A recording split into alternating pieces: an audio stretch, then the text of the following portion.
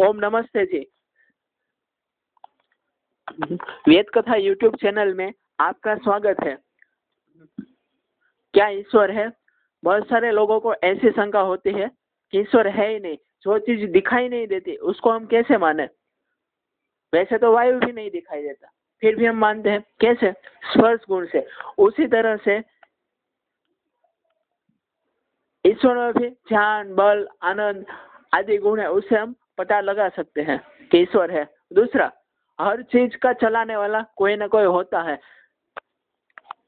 जैसे कि कार है, ट्रेन है, बस है, मोटरसाइकिल है, हवाई जहाज है, वो सब जड़ है, वो अपने आप नहीं चलते हैं। उसी तरह से पूरे जगत को कौन चलाते हैं? चलाने वाले हम तो नहीं है, क्योंकि हमारे बस की बात ही नहीं। 100 किलो वजन भी नहीं उठा सकते, पूरे जगत को कैसे चला सकते?